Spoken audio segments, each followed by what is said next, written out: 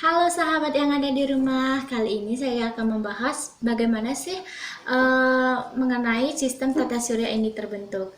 Nah, dalam teori ini terjadinya tata surya dijelaskan mengenai bagaimana matahari, planet, serta satelit mampu bekerja secara teratur dalam sistem ini. Nah, adapun teori-teori ini memang tidak mutlak kebenarannya. Namun, teori ini dikemukakan oleh para ahli melalui usaha kerasnya dengan berbagai penelitian, pengamatan, dan percobaan hingga akhirnya mereka ditemukanlah teori pembentukan tata surya dengan dasar yang logis.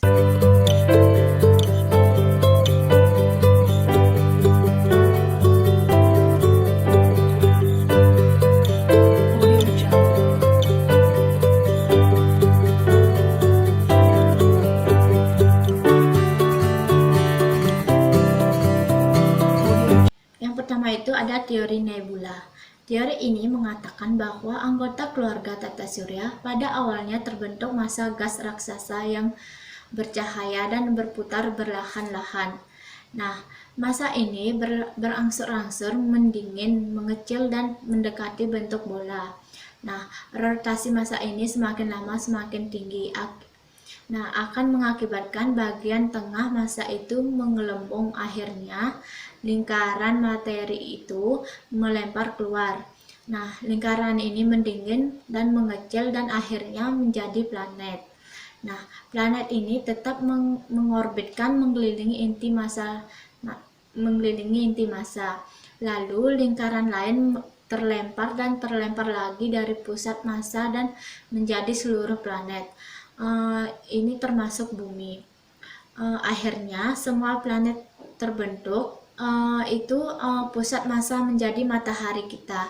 Nah, selanjutnya planet-planet itu juga melepaskan massa keluar angkasa dan berubah menjadi satelit atau bulan. Yang kedua itu ada teori planetesimal.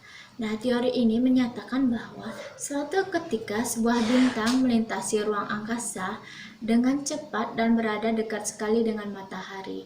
Nah, daya tarik bintang ini sangat besar sehingga menyebabkan sepasang di bagian gas panas matahari.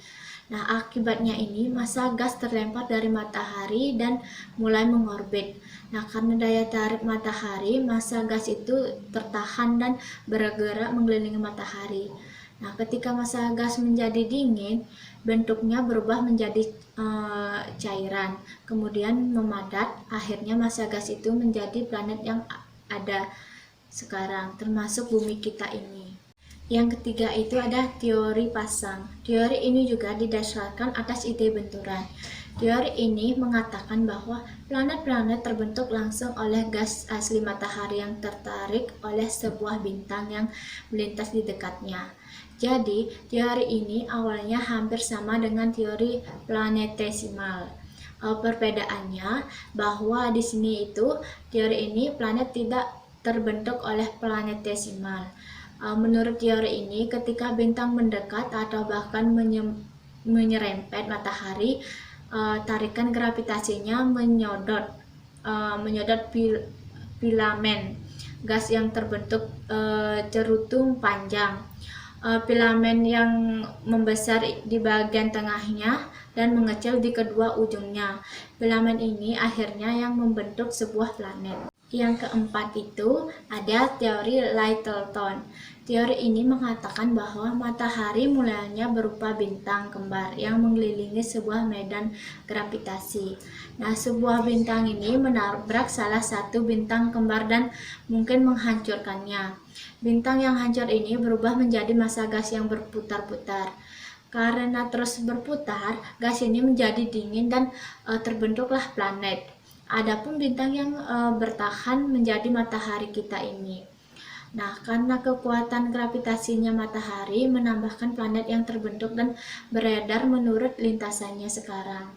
Nah, jadi jelaslah bahwa teori ini juga didasarkan oleh ide dan benturan. Yang kelima itu ada teori awan debu. Teori ini mengatakan bahwa calon tata surya semula merupakan awan yang sangat luas.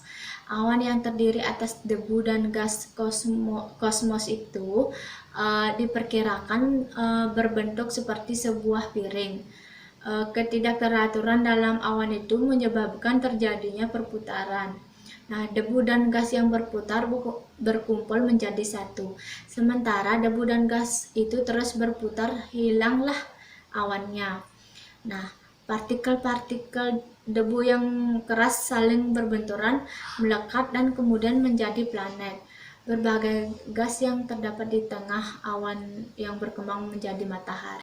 Nah, adapun anggota dari tata surya ya.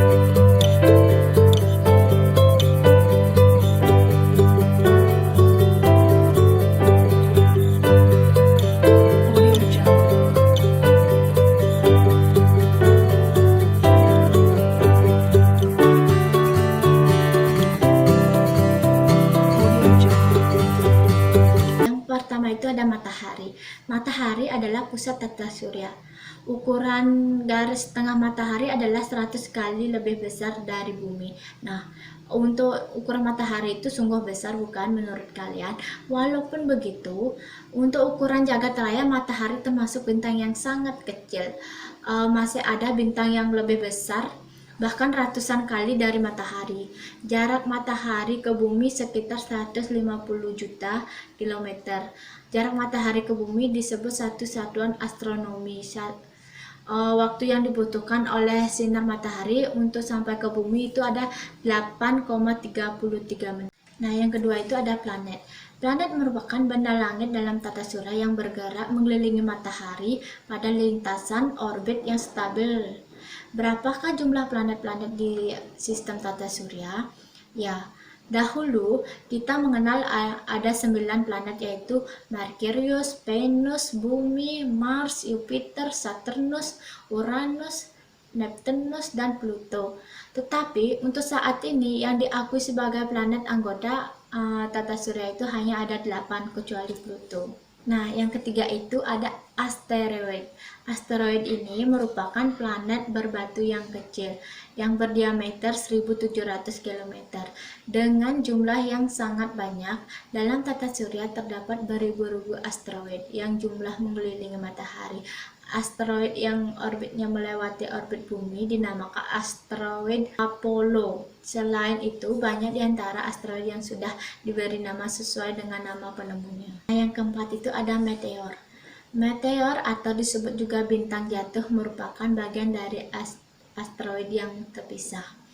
Meteor yang jatuh mengarah ke bumi akan tampak seperti bola api. Nah, meteor yang jatuh terkadang sangat banyak dan disebut sebagai hujan meteor. Ketika terjadi hujan meteor, jutaan meteor masuk ke dalam atmosfer bumi, tetapi sebagian besar terbakar habis sebelum mencapai permukaan bumi. Dan ada juga kadang-kadang meteor yang besar tidak terbakar habis dan akhirnya sampai ke permukaan bumi dan disebut sebagai meteorit. Nah, untuk teori-teori tersebut hanyalah sedikit dari banyak teori yang telah diajukan oleh para ahli tentang terjadinya bumi. Tidak satu pun di antara teori tersebut yang dianggap benar-benar memuaskan dan dapat diterima secara luas oleh seluruh dunia. Masing-masing teori ini mempunyai kelebihan dan kelemahannya. Namun demikian, kamu harus mengetahui bagaimana bahwa teori-teori tersebut dikemukakan berdasarkan penelitian, pengamatan, dan perhitungan yang matang. Teman-teman yang ada di rumah, sekian presentasi dan pemaparan materi tentang tata surya dari saya. Semoga videonya bermanfaat bagi kalian yang ada di rumah. Happy watching, dadah!